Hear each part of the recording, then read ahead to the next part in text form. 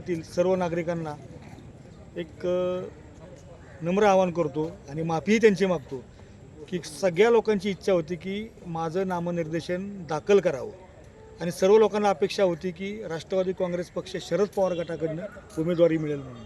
त्या दृष्टिकोनातून मी प्रामाणिक प्रयत्न केला. मला फलटणकरांनी भरपूर प्रतिसाद दिला. पक्षाकडून सुद्धा चांगला पाठिंबा मिळत होता. पण राजकीय क्षेत्रामध्ये सगळ्याच गोष्टी आपल्या मनासारख्या घडत नाहीत, म्हणून तो विषय बाजूला ठेवला. विशेषतः फलटण कोरेगाव विधानसभा मतदारसंघात सामाजिक समीकरण म्हणजे सोशल इंजिनिअरिंगचा वापर व्हावा म्हणून आम्ही एकच निर्धार बौद्ध आमदार या आशयाखाली या संदर्भाखाली गेली 4 महिने 255 फलटण कोरेगाव विधानसभा मतदारसंघातील संपूर्ण गावागावात वाडी वस्तीवरती गटात गणात पर शहरी भागामध्ये एक चांगल्या पद्धतीचा लोकांना विश्वास देऊन सर्व समाज बांधवांना एकत्रित आणण्याचा आम्ही प्रामाणिक प्रयत्न केला. पण आज जशा एवढ्या 2 दिवसामध्ये काही राजकीय हालचाली घडल्या की ज्याच्यामध्ये आम्हाला पूर्णपणे माननीय जरांगे पाटील यांच्यावरती खूप आशा होत्या की त्यांनी आम्हाला सांगितलं होतं की मी या मतदारसंघात म्हणजे ज्या ठिकाणी राखीव मतदारसंघ आहे त्या ठिकाणी मी उमेदवार देणार नाही. पण त्यांचा अचानक आज निर्णय झाला. ठीक आहे, त्यांनी त्यांच्या माध्यमातून घेतला. त्यांच्या मताशी मी सहमत आहे. मला त्यात हस्तक्षेप करायचा नाही. त्यांची भूमिका रास्त असेल किंवा नसेल, पण आम्ही त्यांच्यावरती खूप मोठ्या आशेने होतो. ओबीसी समाजावरती आशेने होतो. कारण फलटण तालुक्यातील सर्व नागरिक अतिशय भयावह अवस्थेमध्ये आहेत. कारण इथली राजकीय व्यवस्था जी आहे ती पूर्णपणे दळबद्री झालेली आहे. कारण सामान्य जनतेला केंद्रबिंदू मानून या तालुक्यात काम होत नसल्याचे आज मितीस्तरी निदर्शनास आलेले आहे. आज तुम्ही बघा, जिल्हा परिषद बघा, पंचायत समिती बघा किंवा जिल्हा बँक बघा, विविध ज्या सहकारी संस्था आहेत याच्यावरती वर्चस्व कोणाचे, जे आपल्या माध्यमातून या तालुक्यात राजकीय व्यवस्था चालवतात, मग ते सत्तेतील असतील किंवा विरोधातले असतील. पण आज तर आम्हाला असं दिसते की इथे विरोधकच तालुक्यात कोण नाही आहे. म्हणून आम्ही एकच निर्धार बौद्ध आमदार या आशयाखाली संपूर्ण फलटण तालुक्यातील जनतेला एकत्रित केलं होतं. आणि आम्हाला निश्चितपणे संपूर्ण फलटणकरांचा खूप अभिमान वाटतो की सर्व समाज बांधवांनी, मग त्यात सर्वसाधारण असतील, ओबीसी असतील, अल्पसंख्याक असतील, आम्हाला व्यापाऱ्यांनीसुद्धा तुम्हाला मतदान करण्याबरोबर तुम्हाला आम्ही आमच्या खारीचा वाटा देऊ असं आम्हाला त्यांनी आश्वस्त केलं होतं. यामुळे आम्ही खूप आशावादी होतो. पण राजकारणामध्ये काही गोष्टी काही घडतात, पण त्याला आम्ही सामोरे गेलो आणि आज आम्ही एकंदरीत 29 तारखेला 26 लोकांनी नामनिर्देशन दाखल केलं होतं. त्यातील 14 लोकांनी काढलं, आपलं 12 लोकांनी काढलं आणि आत्ता 14 उमेदवार या मतदारसंघात आहेत. आणि या मतदारसंघाच्या दृष्टीने निश्चितपणे आमचे उमेदवार जे आहेत प्राध्यापक रमेश आढाव आणि महायुती आणि महाविकास आघाडी आणि विशेषतः दिगंबर आगवणे यांच्यात चौरंगी लढत खूप तुल्यबळ अशी होईल. आणि आम्ही त्या चौरंगी लढतीमध्ये आमचा उमेदवार निश्चित विजयी होईल एवढी मात्र आम्हाला पूर्णपणे खात्री आहे. कारण फलटण तालुक्यातील मतदार हा पूर्णपणे हवालदिल झालेला आहे, निष्प्रभ झालेला आहे की करायचं काय. आम्हाला बाबा असा चेहरा आश्वासक पाहिजे. मग आम्ही समाज बांधवांच्या वतीने सर्वांशी चर्चा करून एक आश्वासक चेहरा म्हणून आम्ही प्राध्यापक रमेश आढाव यांना आम्ही पुढे करून आज आम्ही 17व्या विधानसभा महोत्सवात सहभागी होऊन निश्चितपणे आम्ही घवघवीत यश मिळवू. आणि आम्हाला फलटण तालुक्यातील जी आजची बाजारपेठेतील अवस्था आहे, अर्थकारणाचे चक्र जे आहे ते आम्हाला वाढवायचं आहे. विशेषतः शैक्षणिक क्षेत्रातील ज्या उणिवा आहेत, आरोग्य समस्या आहेत, काही मूलभूत गरजा आहेत, याच्यावरती आम्हाला चांगल्या पद्धतीने काम करण्यासाठी आम्हाला एक चांगला उमेदवार मिळावा म्हणून आम्ही त्या शोधामध्ये होतो. आणि त्या शोध मोहिमेचा आमचा शेवट झाला आणि आम्हाला प्राध्यापक रमेश आढावसारखा एक निस्पृह अभ्यासू पत्रकारिता क्षेत्रातला एक अभ्यासू उमेदवार या फलटण कोरेगाव विधानसभा मतदारसंघाची निश्चितपणे या 17व्या विधानसभेच्या निवडणुकीच्या माध्यमातून प्रतिनिधित्व करेल एवढी खात्री बाळगतो. आणि पूर्णपणे फलटण कोरेगाव तालुक्यातील सर्व मतदारांना एक नम्र आवाहन करतो की आपण ज्यावेळेस 20 तारखेला 20 नोव्हेंबरला म्हणजे मतदान केंद्रात जाल त्यावेळेस सद्विवेक बुद्धीला सामोरे जाऊन योग्य ते उमेदवार निवडून त्याला प्रचंड मताने निवडून आणण्याचा प्रयत्न करूया. आणि आपण या 17व्या विधानसभेचे साक्षीदार न होता आपण एक विकासाचे शिल्पकार व्हा म्हणून मी सर्व मतदारांना नम्र आवाहन करू इच्छितो की आपण या विधानसभेच्या महोत्सवामध्ये सहभागी होऊन आपला सहभाग नोंदवावा आणि चांगल्या पद्धतीने एक विजन असलेला, अभ्यासू असलेला उमेदवार शोधावा. मी म्हणणार नाही की यालाच मतदान करा, पण आज मतदार हा खूप शून्य झालेला आहे. तो आता दूधखोळा राहिलेला नाही. त्याला सर्व काही समजते. तो सर्व बाजूनी ज्ञात आहे. आज तो किती वर्ष त्रास भोगते. आज फलटण तालुक्यातली विविध समस्या आहेत, मला त्याला अजिबात स्पर्श करायचा नाही. आत्ता फक्त एकच ध्येय आहे की विधानसभेमध्ये एक अभ्यासू चेहरा, एक आश्वासक चेहरा, की जो लोकांना बरोबर घेऊन जाईल. या मतदारसंघातील जातीय सलोखा, सामाजिक समीकरण कशा पद्धतीने वाढीस नेईल याच्याकरता आमचा प्रामाणिकपणे प्रयत्न असणार आहे. आणि त्या दृष्टिकोनातून आम्ही त्या उमेदवाराच्या पाठीशी असणार आहोत.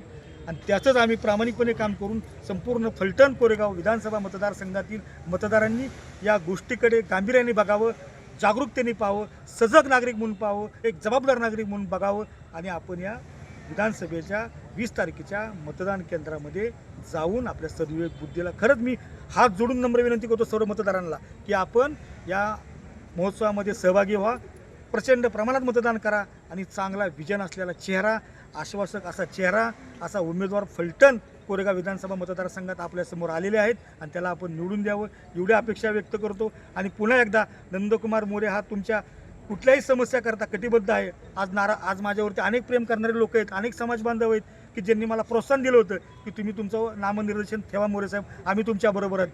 पण त्यांची मी हात जोडून माफी मागतो की मी तुमच्याबरोबर आहे. अजिबात मनामध्ये काही शंका घेऊ नका. पण काही गोष्टी करता मला काय थांबावं लागलं. मलासुद्धा आज बऱ्याच राजकीय उलथापालथ झाल्या एवढ्या 2 दिवसामध्ये. त्या गोष्टीच्या अनुषंगाने मी सुद्धा फलटण तालुक्याचा भविष्याचं विजन नजरेसमोर ठेवून ज्या शैक्षणिक गरजा असतील, ज्या आरोग्य गोष्टी असतील आणि रोजगाराविषयी ही माझी मुख्य विजन आहेत. आणि त्या दृष्टिकोनातून 23 तारखेनंतर कोणी जरी उमेदवार निवडून आला, मी काय सांगतो सर्व मतदारांना, कोणी जरी उमेदवार निवडून आला तर निश्चितपणे मी या गोष्टी पूर्ण करण्यासाठी कटिबद्ध असेल आणि आपल्या सर्व मतदारांच्या समस्याविषयी नेहमीच जागृत असेल. कधीही मला संपर्क करा. मी जनतेच्या सेवेसाठी अविरत प्रयत्न करणारा एक कार्यकर्ता आहे. माझ्या मनामध्ये खूप दुःख होते. मला अनेक लोकांनी आज नम्र आवाहन केलं उमेदवारी ठेवा, पण काही गोष्टी करता सगळ्या गोष्टी आपल्या मनासारख्या घडत नसतात. नीतीला जे मान्य होतं ते स्वीकारलेलं आहे मी. आणि आज मी माझं नामनिर्देशन माघारी घेतलेलं आहे. तरी मी पुन्हा खूप मलासुद्धा खेद मानाने या माझ्या भावना व्यक्त कराव्याशा वाटतात. पण अजिबात तुम्ही नागरिकांना मी एक हक्काची आणि प्रेमाची नम्र विनंती करतो की मीच उमेदवार आहे असं समजून एक आश्वासिक चेहरा आपण बघावा. मी कोणाचंही नाव पुढं करणार नाही, कारण मतदार तुम्ही सगळे शून्य आहात. जसं तुम्ही माझ्यावरती प्रेम करता तसं तुम्ही त्या 14 जे कॅन्डिडेट आहेत आपल्या फलटण कोरेगाव विधानसभा मतदारसंघासाठी तिथं तुम्ही योग्य प्रमाणे मतदान करा. आणि आपला जो डॉक्टर बाबासाहेब आंबेडकरांनी दिला जो हक्क आहे तो आपण प्रामाणिकपणे पार काढा. आणि या 17व्या विधानसभेच्या महोत्सवामध्ये सहभागी व्हा. आणि सर्वांना याच्या मी शुभेच्छा देतो. आपल्या भागातील कायदा सुव्यवस्था, सामाजिक बांधिलकी, एक जबाबदार नागरिक म्हणून आपण तंतोतंत पाळा. निवडणूक आयोगाचे नियमाचे कुठल्याही उल्लंघन करू नका. उमेदवारांनी सुद्धा करू नये आणि मतदारांनी सुद्धा करू नये एवढं मी या माध्यमातून आपणास नम्र आवाहन करतो. आणि सर्वांना मानाचा जय भीम, जय हिंद, जय भीम, जय शिवराय, जय अण्णा. आणि सर्वांची रजा घेतो आणि पुन्हा एकदा सर्वांना मनपूर्वक शुभेच्छा देतो. आता आपण उमेदवारी अर्ज माघारी घेतलेला आहे. आपला पाठिंबा नक्की कोणाला असेल काय सांगू शकता? पाठिंबा तर आता मी जरी बौद्ध समाजातला असलो तरी मी जात कधी मानत नाही. पण आज आमच्यावरती खरोखर खूप अन्याय झालेला आहे. आज मतदारसंघ हा राखीव होऊन हे 4थी टर्म आहे, आपलं 3री टर्म आहे, पण आम्हाला उमेदवारी मिळालेली नाही. त्या अनुषंगाने आम्ही सर्व समाज एकत्रित केला होता आणि आम्ही प्राध्यापक रमेश आढाव हे एक उमदं व्यक्तिमत्व, एक अभ्यासू व्यक्तिमत्व, पत्रकारिता क्षेत्रातील आज त्यांनी सामाजिक, राजकीय, सांस्कृतिक, साहित्य, कला अशा विविध क्षेत्रात त्यांचा संपर्क आलेला आहे. निश्चितपणे असा उमेदवार फलटणकरांना पहिल्यांदा मिळतो आहे, तरी त्याचा लाभ संपूर्ण फलटण कोरेगाव विधानसभा मतदारसंघातील जनतेने घ्यावा एवढी मी अपेक्षा आणि आपणास नम्र आवाहन करतो की आपण प्राध्यापक रमेश आढाव यांच्या पाठीशी उभं राहावं. मी जरी शरद पवार साहेबांचा कार्यकर्ता असलो, आता नुकताच मला एक 2:30-3च्या सुमारास मला पक्षाचे काही मान्यवरांचे फोन आले मला. याच्यामध्ये प्रामुख्याने मी माननीय शरदचंद्रजी पवार साहेब यांचाही फोन झाला. त्यांनीही मला आश्वस्त केलं की बाबा दिलेल्या उमेदवाराचं काम करा. आता माझ्या पुढं जरी धर्मसंकट असलं तरी काही सामूहिक जबाबदारी आहे, काय माझ्या तालुक्यातलं काही विजन आहे तो जर पूर्ण करणारा एक आश्वासक चेहरा माझ्यासमोर जर आला असेल तर ते प्राध्यापक रमेश आढाव आहेत असं मला एक वाटतं. बौद्ध आमदाराचे उमेदवार अनेक आता होते, परंतु आता मोठे पक्ष आहेत. माननीय शरदचंद्रजी पवार यांचा पक्ष आहे, त्यानंतर अजितदादा पवार यांचा पक्ष आहे, त्यानंतर भारतीय जनता पार्टी. या तिन्ही पक्षांनी आपल्याला बौद्ध समाजाला उमेदवारी दिली नाही. याचा कुठेतरी तुमच्या मनामध्ये राग आहे का? कुठेतरी काय वाटतं तुम्हाला विषय? नाही, हे पहा बरं का, लोकशाहीमध्ये मतभेद आणि मनभेद हे ज्याला परिपक्वता आहे या दोन शब्दाची, त्यांनी कोणाचबद्दल राग आणि आकस मनात धरू नये. आम्ही सामोरे गेलो, प्रत्येकाकडे आम्ही मागणी केली, पण मी आज या आपल्या चॅनलद्वारे एक आश्वस्त करतो की माननीय शरदचंद्रजी पवारसाहेब या फलटण कोरेगाव विधानसभा मतदारसंघासाठी बौद्ध उमेदवार द्यावा म्हणून आग्रही होते. पण पुलाखालून कुठं पाणी गेलं, कुठं चीर पडली हे काय आमच्या लक्षात आलं नाही. पण ठीक आहे, आम्ही पवारसाहेबांच्या त्या भूमिकेवरती नाराज नाही, पण पवारसाहेबांनी सुद्धा उमेदवार देताना खूप आग्रही होते. पण ठीक आहे, इथली राजकीय यंत्रणेने कदाचित ते स्वीकारलं नसेल, पण आम्ही न उमेद होता आम्ही पवारसाहेबांच्या विचारधारेशी मित्र वैयक्तिक बांधील आहे. आता बाकीचे मतदार जे आहेत त्याच्याबद्दल मी काय सांगू शकत नाही. म्हणजे आपले राष्ट्रवादी काँग्रेस पक्षाचे अध्यक्ष शरदचंद्र पवार साहेब यांनी बौद्ध आमदार उमेदवारासाठी अनुकूलता दाखवली होती, हे आपल्याला नक्कीच माहीत आहे. परंतु आपल्या शरदचंद्र पवार साहेबांच्या पक्षानेही नाकारलं. याबद्दल आपण स्पष्ट एका वाक्यात काय सांगू शकाल? नाही, तुम्ही जे बोलताय नाकारलं, ठीक आहे, आत्ता नाकारलं म्हणजे आज नामनिर्देशन माघारी घेण्याचा शेवटचा दिवस आहे. 3 वाजेस्तोपर्यंत वेळ संपलेला आहे, तरीसुद्धा उमेदवार दिला नाही. म्हणजे निश्चितपणे उमेदवार दिला नाही म्हणजे नाकारलेला आहे. याबद्दल एका वाक्यात काय सांगू शकाल? नाही, मी एवढंच सांगू इच्छितो की ज्यावेळेस 29 तारखेला शेवटचा दिवस होता, त्यावेळेस 28 तारखेला या राष्ट्रवादी काँग्रेस पक्ष शरद पवार गटाचे आमदार दीपक चव्हाण म्हणून त्यांनी नियुक्ती केली आणि त्यांना 28 तारखेला सकाळी 9:30 वाजता AB फॉर्म दिला त्यांना. त्याच्यामुळे त्यांची उमेदवारी त्याच वेळेस गृहीत झाली आणि निश्चित झाली.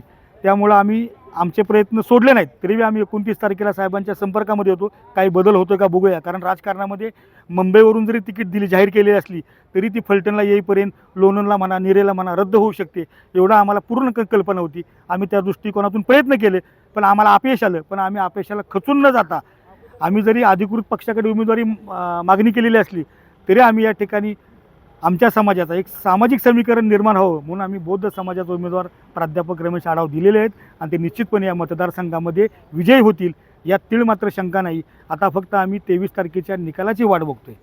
धन्यवाद मोरे साहेब. गेली 15 वर्षे फलटण तालुका असेल, त्यानंतर कोरेगाव मतदारसंघ आपला दोन्ही एकत्र आहे, 255 गट आपला. या दोन्ही मतदारसंघामध्ये विकासाची कामं झालेली आहेत असं वाटतं का आपल्याला? जर विकासाची कामं झाली असती तर माझ्यासारखा जिज्ञासू वृत्तीचा कार्यकर्ता पेटून उठलाच नसता. आज आम्हाला या मतदारसंघातील अनेक विकास पर्वासंदर्भात आम्हाला आंदोलने, मोर्चे, उपोषणे करावी लागली. जर विकास झालाच असता तर आम्हाला ह्या गोष्टी कराव्या नसत्या लागल्या. आम्ही सुद्धा आग्रही राहिलो नसतो की आम्हाला संधी द्या म्हणून. पण या तालुक्यात जर विचार केला आपण तर तालुक्याची आरोग्य यंत्रणा पूर्णपणे कोमात गेलेली आहे, मूलभूत गरजा जर आपण पाहिल्या तर ह्या तालुक्यामध्ये मूलभूत गरजांचा सुद्धा मोठ्या प्रमाणात प्रचंड उणीवा आणि उदासीनता आहे. आज तुम्ही कामाचा दर्जा पाहिला तर पूर्णपणे कोलमडलेला आहे. निकृष्ट दर्जाची कामं या तालुक्यात झालेली आहेत. आज या भागाला मागच्या टर्ममध्ये विद्यमान खासदारसुद्धा होते, माननीय खासदार, मला नावाचा उल्लेख करायचा नाही कोणाचा, पण एक मुद्दा म्हणून नामोल्लेख करायचा वाटतो की आज 30 वर्ष श्रीमंत रामराजे नाईक निंबाळकर यांच्या नेतृत्वाखाली सत्तेचा सारीपाट या तालुक्यात चालू होता. त्याच्यानंतर 5 वर्षांनी माननीय खासदार रणजितसिंह नाईक निंबाळकर यांच्या माध्यमातून चालू होता. आज आपल्याला वाटतंय का की तालुक्याचा घवघवीत विकास झालेला आहे? आज तालुक्याच्या आपण प्रशासकीय इमारती जर पाहिल्या तर त्याचा दर्जासुद्धा निकृष्ट आहे. आज आपण जे गतवैभव बघतोय या ठिकाणी हे पूर्णपणे मालोजीराजे नाईक निंबाळकरांच्या कारकिर्दीत उभं राहिलेली वास्तू आहे. तसं नवीन राज्यकर्त्यांनी प्रशासकीय इमारत का उभ्या केल्या नाहीत? नवीन या तालुक्यातल्या ज्या राजकीय प्रस्थापित जे यंत्रणा आहेत त्यांनी म्हणावं असा जे चौकांचं सुशोभीकरण असेल, काय पुतळ्यांचं सुशोभीकरण असेल, प्रशासकीय इमारती असतील, बगीचे असतील किंवा मोकळ्या भूखंडावरती जिथं नाना पार्क पाहिजे, अशा गोष्टींचा उणीवा या फलटण शहरामध्ये पूर्णपणे त्याची जाणीव आत्ताच्या ज्येष्ठ नागरिकांना होऊ लागलेली आहे. आज ज्येष्ठ नागरिकांसाठी सुद्धा उद्यानं होणं अपेक्षित होतं. मला तर फार दुःख एवढंच वाटतं की आज आरोग्य उपचारासाठी सामान्य माणूस जर पाहिला तर आज लोकांचं अर्थचक्र खूप बिकट झालेलं आहे. आज दवाखान्याला लोकांना पैसे नसतात. लोक बारामतीला काही उपचार करायचे असतील, म्हणजे उदाहरणार्थ सिटी स्कॅन वगैरे, हे बारामतीला 500 ते 900 रुपयामध्ये मिळतं. आपल्या इथं मात्र त्यासाठी पैसे 3,000 4,000 मोजावे लागतात. हे मोठं दुर्दैव आहे. तरीसुद्धा ह्या राजकीय प्रस्थापित जे नेते आहेत हे याच्याकडे का कानडोळा करतात ह्याचं मला खूप दुःख वाटतं आहे. त्यासाठी आम्ही या तालुक्यामध्ये आश्वासक चेहरा, अशा गोष्टीला बळ देणारा एक नेतृत्व या तालुक्यामध्ये निर्माण व्हावं म्हणून आम्ही आमच्या समितीच्या वतीने आणि संपूर्ण फलटण कोरेगाव विधानसभा मतदारसंघातील जनतेच्या वतीने आम्ही एक आश्वासक चेहरा या ठिकाणी देण्याचा प्रयत्न केलेला आहे. आता निश्चितपणे फलटणकर 20 तारखेला तो आश्वासक चेहऱ्याला त्याला पाठबळ देतील यात मला खरंच शंका आता वाटत आपण नाही. आरोग्याचा उल्लेख केला. आपण पाहतो फलटणचा सरकारी दवाखाना, साधा छोट्या मुलाचा हात फ्रॅक्चर हम्म. झाला तरी तिथं त्याला उपचार होत नाही, त्या हात फ्रॅक्चरवरती मुलाचे. आणि या ग्रामीण भागामध्ये पाहतो आपण सरकारी दवाखाने नाहीत, छोटे छोटे हॉस्पिटल नाहीत. जर तिथं एखाद्या मुलाला ताप आला तर त्या मुलाला घेऊन फलटणला यावं लागतं व्यक्तीला. म्हणजे त्या मुलाच्या वडिलाचा रोजगार बुडाला, त्याचं आर्थिक नुकसान झालं. फलटणला जर आलं सरकारी दवाखान्यामध्ये हात फ्रॅक्चर झाला किंवा कोणती सोयी अगदी त्या बरोबर. सोयीसुविधा नाहीत, तर याला कोण जबाबदार आहे, काय सांगू शकता तुम्ही? याला येथील राजकीय यंत्रणा जबाबदार आहे आणि राजकीय नेते. आता या माध्यमातून तुम्ही आरोग्याच्या संदर्भात जो प्रश्न उपस्थित केला त्यासाठी आपल्या तालुक्यातील सामाजिक कार्यकर्ते माननीय श्री दशरथ फुले, जसं त्यावेळेस तत्कालीन कैलासवासी चिमणराव कदम आमदार असताना त्यांनी जाधववाडीच्या परिसरामध्ये त्या ठिकाणी 8 ते 10 एकर क्षेत्र घेऊन तिथं सरकारी दवाखाना निर्माण करण्यासाठी प्रयत्न केला. पण तत्कालीन चिमणराव कदमांचं राजकीय अस्तित्व संपल्यानंतर या बाबतीत ज्यांच्याकडे यंत्रणा गेली त्यांनी खरं त्याच्याकडे का दुर्लक्ष केलं हेच मला काय समजत नाही. पण ठीक आहे, त्यांनी दुर्लक्ष केलं. मग एवढ्या 5 वर्षामध्ये माननीय खासदार रणजितसिंह नाईक निंबाळकर यांच्याकडे सुद्धा ते सरकारमध्ये सहभागी होते. त्यांनी त्यांच्या पद्धतीने प्रयत्न केला पण त्यालाही अपयश आलं. ठीक आहे, आता काय निधीची तरतूद झाली असेल पण इथून पुढं तरी भविष्यामध्ये या उणिवा दूर होण्यासाठी आम्ही एक रमेश आढावसारखा एक चेहरा आपल्यासमोर दिलेला आहे आणि त्याला आपण मदत करावी एवढी अपेक्षा व्यक्त रमेश करतो. आढाव सर जर हे उमेदवार आपले विधानसभा निवडणुकीमध्ये जे विजयी झाले हं. तर कोणती अशी महत्वाची कामं असतील की तुम्ही हातामध्ये घेऊन पूर्ण करचाल, काय सांगू शकता? पहिल्यांदा असेल शहरातील आणि तालुक्यातील जी सामाजिक समीकरण आहे, जी दरी खोलवत गेलेली आहे, अजूनसुद्धा जाती कागदावरनं गेलेल्या आहेत पण काही लोकांच्या मनातून गेलेल्या नाहीत. याचं उत्तम उदाहरण म्हणजे या ठिकाणी न दिलेली उमेदवारी. आता याच्यावरती आता भाष्य करण्याची वेळ नाही आहे. आता फक्त आपण एक आश्वासक चेहरा संपूर्ण मतदारसंघाला दिलेला आहे. त्याच्यावरती जनतेने दृढ विश्वास ठेवून आणि आपली स्वतःची सर्व कामं बाजूला ठेवून माननीय प्राध्यापक रमेश आढाव साहेब यांच्या पाठीशी राहावं आणि त्यांना एक निवडून द्यावं. आपण बौद्ध आमदार म्हणून एक तुम्ही आता नारा दिला हं. आणि तुमच्या समाजातर्फे तुम्ही उमेदवार दिला. हां. असं वाटत नाही का समाजाची नुसती मतं घेऊन आपण विजय होऊ शकतो का, असा प्रश्न आहे का? आणि आपलेच काही समाजातील काही लोक असतील, काही नेते अनेक पक्षामध्ये विभागले गेलेले आहेत, याचा कुठंतरी तुम्हाला फटका बसेल असं वाटत नाही का तुम्हाला? नाही, फटका निश्चितपणे बसू शकतो पण आम्ही सर्वांनी एक मनाची खुणगाड बांधलेली आहे. म्हणून मी पहिल्यांदाच उल्लेख केला की मी कुठल्याही जातीबद्दल बोलणार नाही. कारण जसं माननीय जरांगे पाटील साहेबांनी सांगितलं आपल्याला सकाळीच की एका समाजावरती ह्या राज्याची किंवा या देशाची निवडणूक आपल्याला जिंकता येणार नाही किंवा त्याच्यावरती आपल्याला सत्ता काबीज करता येणार नाही. त्यासाठी सर्व समाज बांधवांचा, सर्व जनतेचा जर संगम झाला तरच ते आपल्याला यश मिळू शकतं. त्या अनुषंगाने आम्ही जरी बौद्ध समाजाचा नारा दिलेला असला, उमेदवार दिलेला असला, आम्ही बौद्ध समाजाचा चेहरा का म्हणतोय की आम्हाला आरक्षणाच्या माध्यमातून जी संधी मिळायला पाहिजे होती ती आम्हाला दिली गेली नाही. मग त्याच्या विरुद्ध आम्ही ही यंत्रणा उभी केलेली आहे.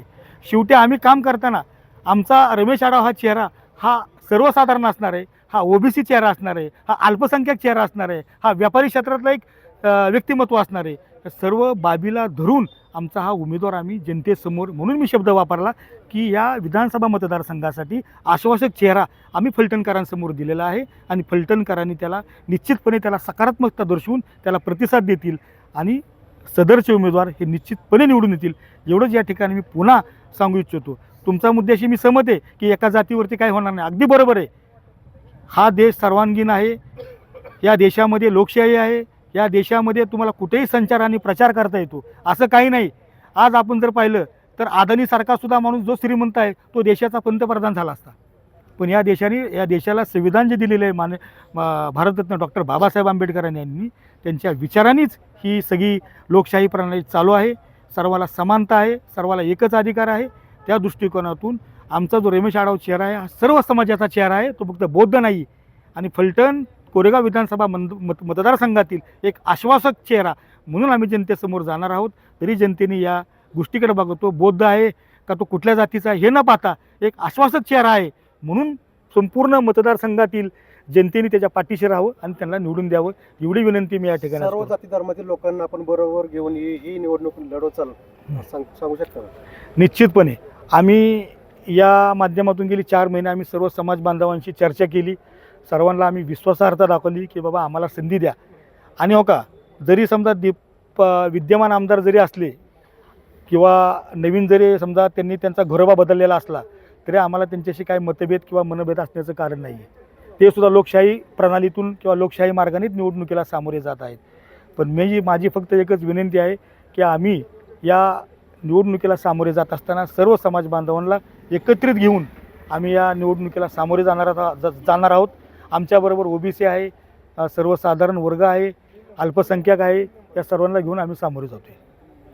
त्यामुळे कुणीच असा गैरसमज करू नये की बाबा हा बौद्ध चेहरा आहे म्हणून. धन्यवाद नंदकुमार मोरे साहेब, आपण अतिशय